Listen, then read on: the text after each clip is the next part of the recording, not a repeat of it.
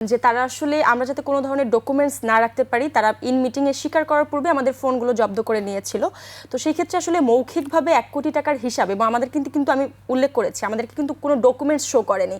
তারা মুখে মুখে ফোন ধরে বলেছে আমরা অমুক জায়গায় এত টাকা দিয়েছি, 20,000 দিয়েছি, অমুক জায়গায় 10,000 দিয়েছি, এবং তারা যে টাকা দিয়েছে এবং সেখানে ফ্যাক্ট চেক করতে গিয়ে তারা যে কর্মীদের নাম বলেছে যে তাদের এর কাছে এত টাকা দিয়েছি, এর কাছে এত টাকা দিয়েছি, আমরা ফ্যাক্ট চেক করতে গিয়ে সেখানেও কিন্তু বেশ কিছু অসামঞ্জস্যতা পেয়েছি। আমার কাছে বেশ কিছু কল রেকর্ডস এবং ভিডিও রেকর্ডস রয়েছে। তো সেক্ষেত্রে গতকালকে তারা যে হিসাব দিয়েছে যে মহানগরে, ঢাকা মহানগরে 7 লক্ষ টাকার মতো একটা হিসাব দিয়েছে, সেখানে মহানগরের যিনি দায়িত্বশীল আছে, আমার কাছে একটি ভিডিও রয়েছে, সেখানে মহানগরের সেই দায়িত্বশীল সরাসরি অস্বীকার করেছে যে তাদেরকে আসলে কোনো ধরনের টাকা দেওয়া হয়নি। সেই কল রেকর্ডসটি আমার কাছে রয়েছে। আমি পরবর্তীতে আপনাদের চাইলে আসলে আমাদেরকে আগে দিলে আমরা দেখাতেও পারতাম, এখন পাঠিয়ে রাখেন, আমরা পরেও দেখাতে পারবো। ওকে, আমি আসলে যদি আপনাকে ফরওয়ার্ড করে রাখছি, আপনি চাইলে